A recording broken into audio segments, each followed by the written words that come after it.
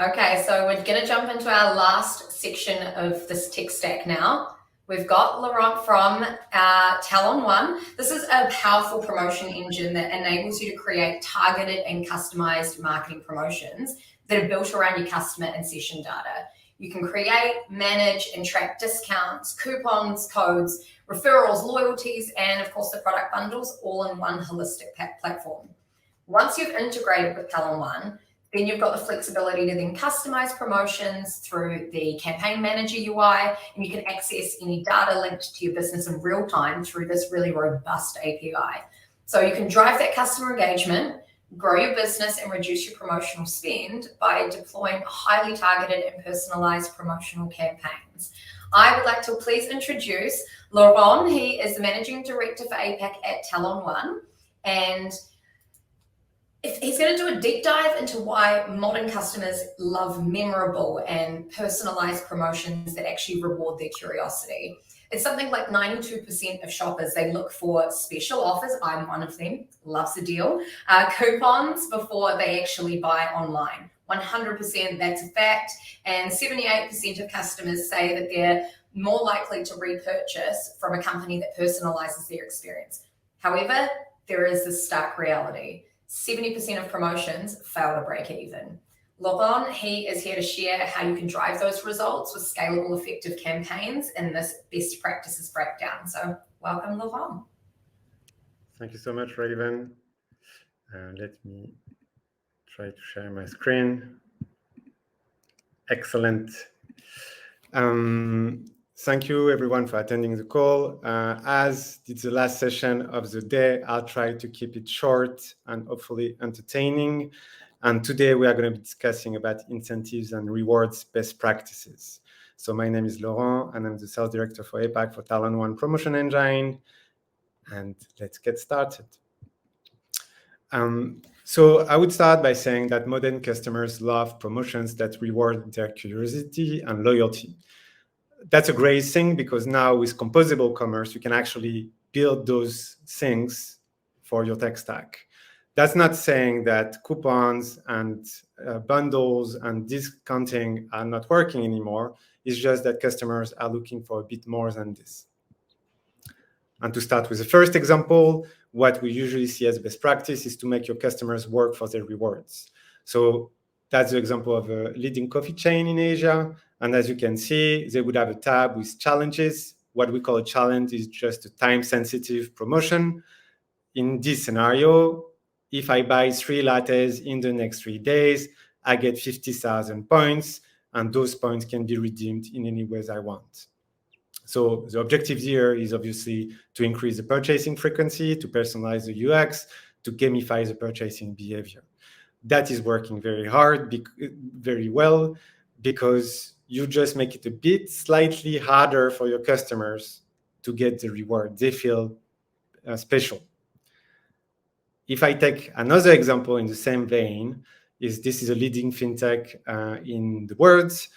And what they have been saying is that when people download the app and you do spend a lot of money to get the downloads, right after the drop-off is massive. People don't fill in the KYC, people don't register, people don't make the first purchase. So the way they did it is, again, make your customers work for their reward. If you complete everything, you'll get $170 in cashback. And they broke it down in step by step on saying, complete the ID verification, get $10, deposit $100, get $30. And so they can keep very easily track of where those users are in the sales, in the funnel, and they can retarget them quite easily. Again, in the make your customers work for their rewards, this is a leading buy now, pay later app in Australia that you might recognize. And when they have some kind of challenges on saying they want to drive customer behavior. They want to drive actions that matter for their business. And they use loyalty to drive those. So as you can see, when you download the app for the first time, you get 20 points. Then they are trying to drive the first action that matters to them. Make your first in-store purchase. Then what's even more important is second purchase. And then they start showcasing some of the key product aspects that matters to them. buy from a sustainable business, buy from a small business.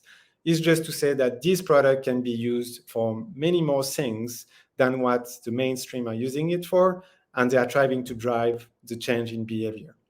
And of course, this is great for B2B relationship when you are trying to onboard merchants, because you are actually incentivizing your users to spend on the smaller one that might not get as much traction. Again, in the same vein, make your customer work for the rewards. Well, that's a very famous quick service restaurant with a logo on it. That is Burger King. And this was a very famous campaign in the US that they ran, leveraging a lot of microservices like Braze, Amplitude, Branch, Talon.One, etc.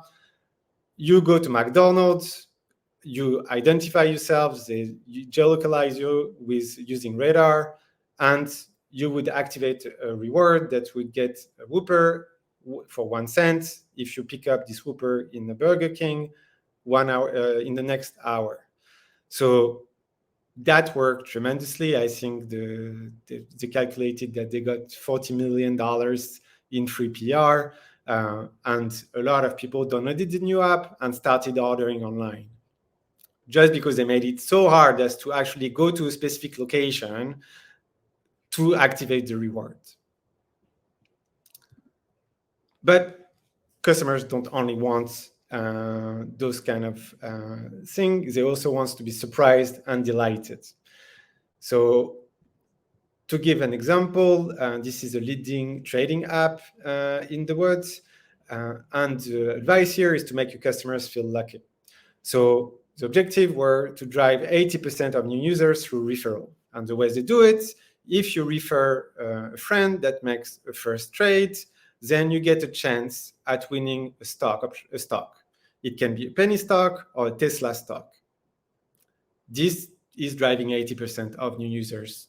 And they can actually exactly benchmark how much the referral is going to cost and what's the return on the referral. Because obviously, when you give 1,000 penny stock to one user that has triggered a trade that like generates 2 cents, and at the end of it, you just give a Tesla stock, you break even on your referral program, but you got 1,000 new users.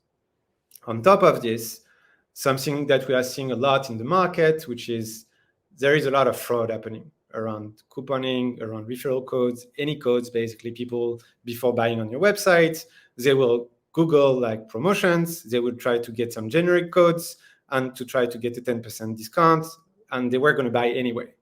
So the beauty about random rewards is it's really a big deterrent for fraudsters, because before they eat the big reward, they would have to do it 1,000 times, and they might not even get it after 1,000 times because it's random. So this randomized aspect of rewards and tying a reward to a specific user instead of having generic coupons is something that we are seeing really pick up in the market. Of course, an advice is always to make your customers feel exclusive. So this is one of the leading grocery delivery app in Asia. And as you can see, they have a loyalty program where you can unlock dedicated cards, dedicated rewards, and they make you feel very exclusive because it's locked. It's like you're in prison until you get to gold member. And gray icons, you want to unlock badges, etc. And they make it so that they always tell you how far you are from becoming a gold member, but they will also remind you that when you're a gold member, that if you don't do a specific action in the next 2 days, you will lose your membership status and you will be downgraded. This creates urgency, this creates FOMO, and the main objective was to get 20% of the users into the highest tier. And that's usually how you want to design your loyalty program, is you don't want your gold members or platinum members to be the users that anyway are using your app every day or your service every day. You want to have those users that are not really using your service a lot to actually increase their purchasing behavior. Instead of, let's say, if I take an easy example, you have a Pizza Hut loyalty program. The Pizza Hut loyalty program is like you get 1 point for $1 spent, and this basically rewards people that are anyway going every day or every week to Pizza Hut. What you want is to increase adoption for people that go once a year to twice a year. And you want to design a system that make it happen.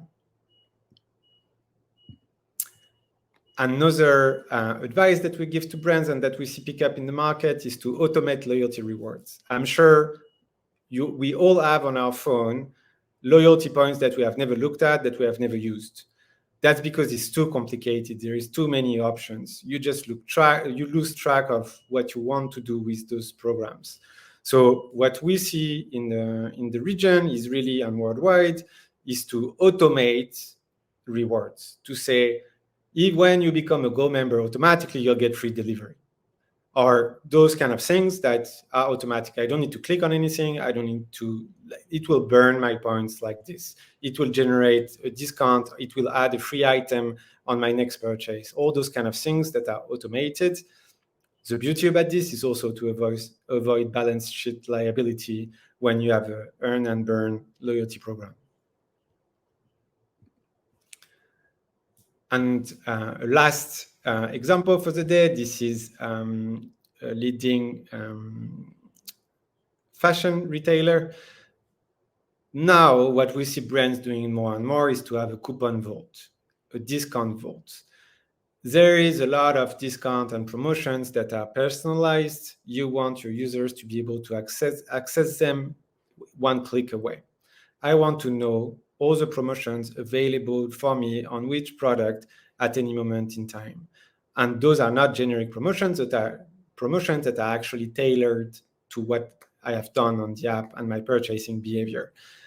This just increased the claim of promotions by more than 50% by just having a tab where you aggregate all the promotions available to make it easy for users to claim it. That is if you want people to use those promotions. Sometimes you want to hide them and just pretend that you're having some. And the last advice that we give is obviously to leverage Talon.One promotion engine. I'm just going to take a couple of slides to explain what we do. Talon.One is a backend microservice and API first promotion engine. The objective is that we enable any team to launch any promotion in minutes without dev requirements. And of course, everything that you want to do right now, but everything that you will want to do in the future, while maintaining a very high level of security, performance, and stackability. What we do is that we have the rules engine for all your promotions. So we can power loyalty program and challenges, referral programs, and any kind of rewards. Like we would have a very solid and robust coupon engine, gift card engine, discount engine, bundling engine. And the way it works is quite simple. You will build rules where you fix conditions and we return effects. If a customer does this and this and this, then return effect, create a coupon code, send a gift card, connect it with Klaviyo, with Braze, with Adobe, update the loyalty tier, generate some points, redeem some points, etc. There are a few questions that have come through that I'd love to share. So the first one up is, what's the biggest trend that you're seeing at the moment in Australia? So I would say, well, composable commerce, microservices oriented is picking up. I think Australia, Shopify was actually quite strong in the past couple of years, but brands are starting to realize that this is monolithic. Even though it's easy to set up, you have a lot of limitation in everything you want to do. And people are starting to migrate from Shopify to better systems. I see a lot of commerce tools happening in the region to enable everything and to plug on top Deity, those kind of front end to give the flexibility to marketers to do everything they have in mind. Nice. Okay, there's another question. Which promotion suffers from the most fraud? I would say get $5 on your first order, and people just create fake profiles. So if I tell the story, it's not happening much in Australia, but in other countries, you could even define geofencing. So one user can only unlock a promotion on those coordinates. So what people would do is that they would actually change the address and wait at the corner of the street for the delivery guy to come and raise a hand and say, hey, this order is for me. So people can get very creative in how they can fraud you.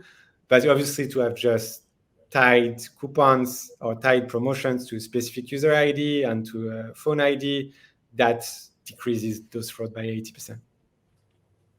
Right, we've got one last question in here for you, Laurent. It is, what do you think of programs like Flybys for loyalty? So, well, like the miles points, like has been suffering a bit at the moment because no one has been able to travel.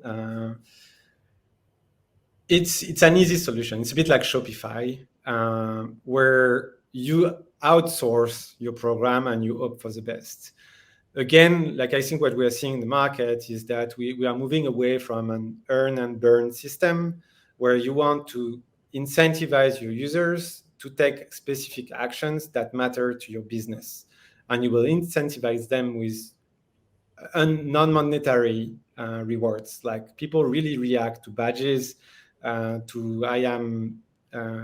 decreased my carbon consumption by 20% this year by buying secondhand goods or all those kind of things. And I think this is really picking up in the market. Nice. Thank you so much for bringing your expertise to the table today, Laurent, and from Talon.One as well, and the team for being a part of the Overdose Composable Commerce Summit. Thank you so much, Raven, and to the team. It was a great event. Thank you.